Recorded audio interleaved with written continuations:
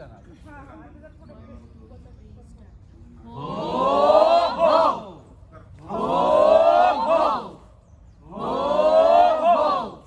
आओ आओ नाटक देखो, आओ आओ नाटक देखो, आओ आओ नाटक देखो, आओ आओ नाटक देखो, नाटक देखो, नाटक देखो, नाटक देखो, नाटक देखो, नाटक देखो, नाटक देखो. सोते लोगों को जगाओ, भ्रष्टाचार दूर भगाओ. सोते लोगों को जगाओ, भ्रष्टाचार दूर भगाओ. सोते लोगों को जगाओ, भ्रष्टाचार दूर भगाओ. सोते लोगों को जगाओ, भ्रष्टाचार दूर भगाओ. सोते लोगों को जगाओ, भ्रष्टाचार दूर भगाओ. नमस्कार दोस्तों, केंद्रीय सतर्कता आयोग के निर्देशानुसार एनसीएल का प्रशासन विभाग हर साल नवंबर के पहले सप्ताह में सतर्कता जागरूकता सप्ताह मनाता आ रहा है. इसका उद्देश्य लोगों में जनजागृति फैलाना है भ्रष्टाचार के विरुद्ध में. और इसी उपलक्ष्य में हम सभी आज आपके सामने एक नुक्कड़ नाटक प्रस्तुत करने जा रहे हैं. मैं आशा करती हूँ कि इस नुक्कड़ नाटक को देख के आप सभी कुछ सीख जरूर लेंगे और इस नुक्कड़ नाटक को देखने के लिए आप सभी का सहर्ष स्वागत. हम सतर्क तो देश सतर्क, हम सतर्क तो देश सतर्क, हम जागरूक तो देश जागरूक, हम जागरूक तो देश जागरूक, हम सतर्क तो देश सतर्क, हम जागरूक तो देश जागरूक, हम सतर्क तो देश सतर्क, हम जागरूक तो देश जागरूक. बेटी मीनल, काफी दिनों से देख रहा हूँ तुम बहुत परेशान लगती हो. क्या हुआ? क्या करूं पिताजी, कई दिनों से नौकरी की तलाश कर रही हूँ. बहुत सारे इंटरव्यूज भी दिए पर कहीं भी नौकरी ही नहीं मिल रही है. मैं सरकारी नौकरी की तलाश कर रही हूँ और आप तो जानते ही हैं हमारे देश में भ्रष्टाचार कितना फैला हुआ है. जिसकी पहचान होती है उसी को जल्दी नौकरी मिल जाती है. मुझे तो लगता है ये भ्रष्ट तंत्र मेरे सपनों का गला घोट रहा है. मैं समझ सकता हूँ बेटी, ईश्वर पर भरोसा रख. आज नहीं तो कल तुम्हें सरकारी नौकरी जरूर मिल जाएगी. भ्रष्टाचार, हाय हाय, भ्रष्टाचार, हाय हाय, भ्रष्टाचार, हाय हाय, भ्रष्टाचार, हाय हाय, भ्रष्टाचार, हाय हाय, भ्रष्टाचार, हाय हाय, भ्रष्टाचार, हाय हाय, भ्रष्टाचार, हाय हाय, भ्रष्टाचार. हाय हाय. अरे कितना हाय हाय करोगे भाई? हाय हाय के नारे लगाने से भ्रष्टाचार खत्म होना होता तो कब का नहीं हो जाता. ये नारे लगाकर धरने देकर कुछ नहीं होता. आप में से किसी ने देखा है कभी कोई भ्रष्ट नेता, कोई भ्रष्ट अधिकारी भ्रष्टाचार करके कभी जेल गया हो? नहीं ना. अरे जब लोग ही भ्रष्ट होंगे तो भ्रष्टाचार तो होगा ही ना. अब हमें ही देख लो, हम हैं यहाँ के प्रधान. इतना भ्रष्टाचार करने के बाद भी कोई कुछ हमारा बिगाड़ पाया है? नहीं, क्योंकि सिस्टम जेब में लेके घूमते हैं.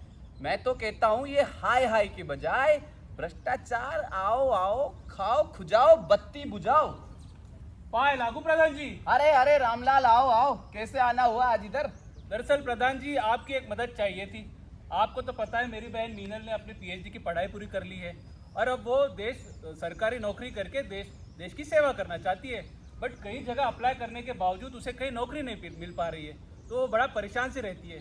तो मैंने सोचा आपका तो काफ़ी दबदबा है समाज में, क्यों ना आपकी मदद ली जाए. अरे इतनी सी बात के लिए इतना परेशान हो रहे हो? अरे पहले आ जाते. एक वरिष्ठ सरकारी अफसर है मेरे पहचान के, वो थोड़ा पैसा ले देकर तुम्हारी बहन की नौकरी की समस्या को चुटकी में हल कर देंगे. आपने तो मेरी चिंताएं दूर कर दी प्रधान जी. लेकिन वैसे कितने पैसे देने होंगे? ज्यादा नहीं, 20 लाख का जुगाड़ कर दो. 20 लाख? प्रधान जी आप तो मेरी हालत जानते हैं, इतने पैसे कहाँ से दे पाएंगे? कुछ तो कम कर दीजिए. देखो भाई रामलाल, अभी सरकारी नौकरी का इतना तो रेट चल ही रहा है और फिर मैं मेरे लिए थोड़े मांग रहा हूँ. आखिर तुम्हारी बहन की नौकरी का सवाल है. सबको ऊपर से नीचे तक सबको चढ़ावा चढ़ाना पड़ता है, सबको खिलाना पिलाना पड़ता है भाई. और फिर चिंता क्यों करते हो तुम? एक बार तुम्हारी बहन नौकरी लग गई तो फिर ऊपर की कमाई से 1-2 साल में इतना तो कमाई लेगी. लेकिन फिर भी आपको तो पता है कि पिताजी अब रिटायर हो गए हैं और उनके रिटायरमेंट का सारा पैसा माँ के इलाज में खर्च हो गया है. तो इतना पैसा जमा करना तो बहुत मुश्किल हो जाएगा प्रधान जी. कुछ तो कम कीजिए, कुछ तो सोचिए. देखो भाई रामलाल, तुम हो अपने घर के आदमी, तुम्हारे लिए मैं 2-3 लाख रुपए कम करने की बात कर सकता हूँ उस अफसर से, इससे ज्यादा मैं कुछ नहीं कर सकता। लेकिन प्रधान जी 17-18 लाख देकर नौकरी पक्की तो हो जाएगी ना? हाँ हाँ हाँ, उसकी तुम चिंता मत करो, उसका जुगाड़ तो मैं बराबर उससे बात करके कर दूंगा। तुम तो अभी पिताजी के पास जाओ, पिताजी से बात करके पैसों का जुगाड़ करो। उस अफसर का भला हो, कुछ हमारा भला हो, करो भला हो भला। ठीक है, मैं आज ही पिताजी के पास जाके उन्हें खुशखबरी देता हूँ। पिताजी, पिताजी, पिताजी! अरे क्यों पुकार रहे हो? क्या पिताजी, हुआ? पिताजी आपके लिए खुशखबरी लाया हूँ। खुशखबरी? कौन सी खुशखबरी? दरअसल मैं अभी अपने गांव के प्रधान जी से मिलके आ रहा हूँ। उन्होंने कहा है कि वो किसी सरकारी अफसर को जानते हैं जो पैसे लेकर अपनी दीदी को नौकरी दिलवा देंगे।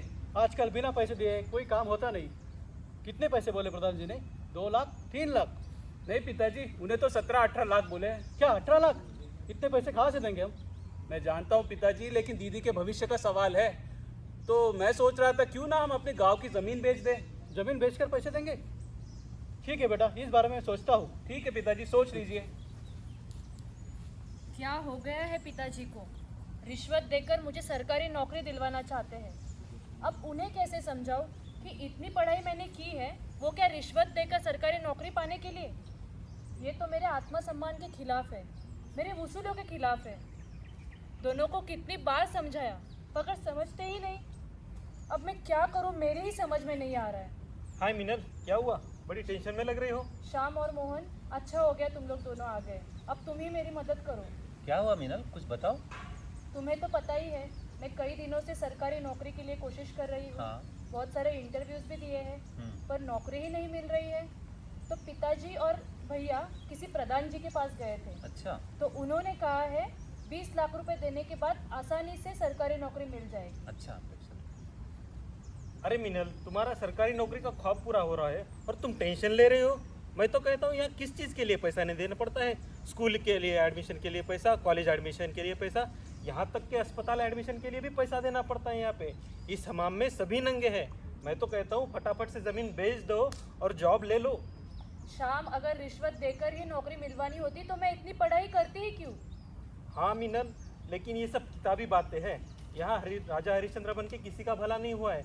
मैं तो कहता हूँ ये जॉब ले लो। अरे श्याम, बस बस, अपनी भ्रष्टाचार की एक्सप्रेस को थोड़ा रोक लगाओ, कहीं एक्सीडेंट ना हो जाए। अरे इतना जीवन खा रहे। मुझे तुम्हारी ये सोच रास नहीं है। मुझे तुम्हारी ये सोच रास नहीं आ रही है। हम ही है, हमें हम देश के युवा है हमारे। हाँ, हाँ,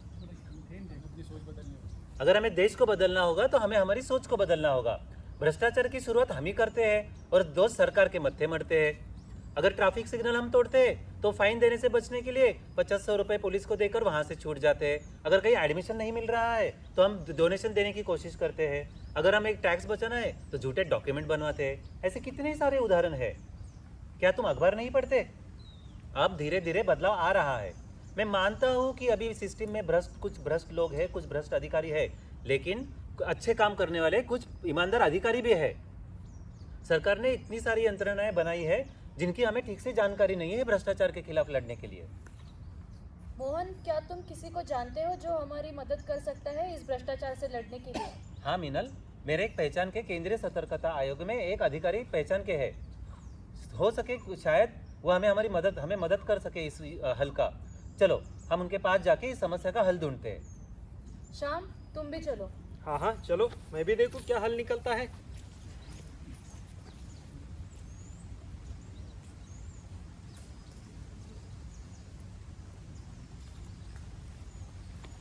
नमस्ते महाजन सर। हाँ, नमस्ते नमस्ते मोहन, कैसे हो बेटा? मैं बढ़िया हूँ सर। सर, ये मेरे दोनों दोस्त हैं। नमस्कार। ये है मीनल और ये है श्याम। नमस्कार सर। सर, हमें एक समस्या थी, उसका हल आपके पास निकालने के लिए हम आए थे। आप पूछो ना, पूछो, कोई बात नहीं, पूछो।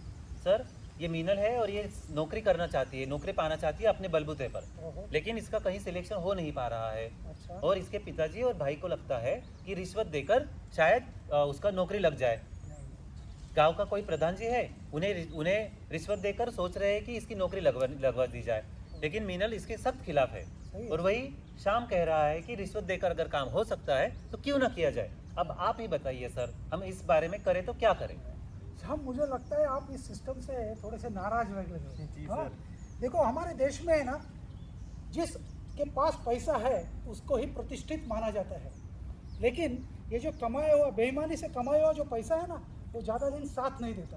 हाँ। हमारी सरकार ने काफ़ी कायदे बनाए हैं जिसकी सहायता से हम ये भ्रष्टाचार को पूरी तरह से इस दुनिया से निकाल सकते हैं। ईडी है, सीवीसी है, सीबीआई है, इनकम टैक्स डिपार्टमेंट है, बड़ा बढ़िया काम कर रहे हैं वो लोग, अच्छे ईमानदारी से काम कर रहे हैं। और अभी हालांकि रिसेंटली हमारे सरकार ने पीडीपी का एक नया रिजोल्यूशन पास किया है, उसके अंतर्गत हम किसी भी सरकारी भ्रष्ट कर्मचारी का कंप्लेंट कर सकते हैं। माफ़ कीजिए सर, लेकिन ये बहुत सारे कायदे आते रहते हैं। पहले तो आरटीआई एक्ट भी आया था, लेकिन उसमें बहुत सारे एक्टिविस्ट ने अप्लाई किया, इंफॉर्मेशन इकट्ठा की, लेकिन बाद में उनका कत्ल कर दिया गया, उनकी हत्या हो गई। कल हम पीडीपी का सहारा लेकर हम भी एप्लीकेशन करेंगे तो हमारी जान को भी खतरा हो सकता है।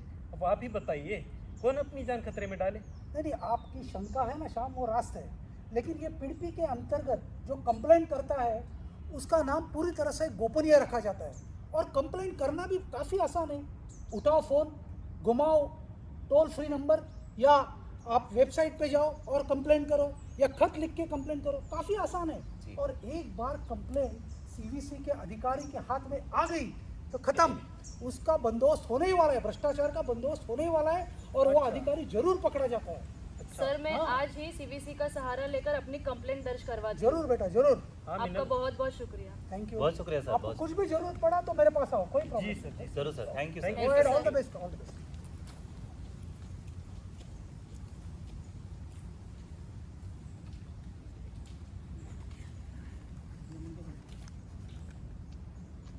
अरे मोहन, ये आज का अखबार पढ़ा तुमने? क्या? ये न्यूज़ देखी तुमने? नहीं, मिनल ने जिस अधिकारी की कंप्लेंट सीवीसी में की थी उसको आज गिरफ्तारी हो गई है। अच्छा। तुम सही थे मेरे दोस्त और मैं गलत। हमें आज के कानूनों और संस्थानों का सहारा लेकर भ्रष्टाचार के खिलाफ लड़ना होगा। यही तो मैं कह रहा था श्याम, हम युवाओं को ही मिलके इस देश को बदलना होगा। हम ही इस देश के भविष्य है। कितने सारे हम ही इस देश के भविष्य है। जो हाँ, जो नहीं अजून काहीतरी बोले. जिल्हाधिकारी प्रण लेना होगा कि हाँ, हमें प्रण लेना होगा कि ना हम रिश्वत देंगे और ना हम रिश्वत लेंगे। हम अच्छे अधिकारियों के साथ पुरजोर तरीके से खड़े रहेंगे। चलो, हम सतर्क तो देश सतर्क, हम जागरूक तो देश जागरूक, हम सतर्क तो देश सतर्क, हम जागरूक तो देश जागरूक, हम सतर्क तो देश सतर्क, हम जागरूक तो देश जागरूक। भ्रष्टाचारियों की एक ही दवाई, लगेगी हथकड़ी, होगी सुनवाई। बंद करो काली कमाई, बंद करो काली कमाई, बंद करो। तो देखा दोस्तों आपने किस प्रकार एक सतर्क व्यक्ति की सतर्कता से यहाँ पर दो भ्रष्टाचारियों को सजा हुई, एक भ्रष्ट नेता और एक भ्रष्ट अधिकारी। मैं आप सभी से भी यही गुजारिश करूंगा कि आप अपने आसपास ऐसा कोई भी मामला देखें तो आप सीवीसी को शिकायत जरूर करें। सीवीसी आपको ये इंश्योर करता है कि आपकी पहचान इसमें गोपनीय रखी जाएगी। आप सीवीसी को कंप्लेंट करने के लिए 3 तरीके हैं जो आप अपना सकते हैं। यहाँ रखे हुए स्टैंडीज पे वो तरीके लिखे हुए भी हैं, आप वो तरीके अपना सकते हैं। साथ ही साथ मैं बताना भी चाहूँगा कि आप सीवीसी की वेबसाइट पे जाकर के कंप्लेंट करिए। उसके साथ साथ आप बंद लिफाफे में भी कंप्लेंट कर सकते हैं और टोल फ्री नंबर पर फ़ोन करके भी अपनी शिकायत दर्ज करवा सकते हैं। टोल फ्री नंबर आप सभी मेरे साथ दोहराइए, 1800 110 180। तो दोस्तों सावधान रहिए, सतर्क रहिए, जागरूक रहिए और ऐसा कोई मामला देखें तो सीवीसी को कंप्लेंट करते रहिए। जय हिंद, जय भारत। मला जे 2-3 गोष्टी जाणवल्या, 60 लाख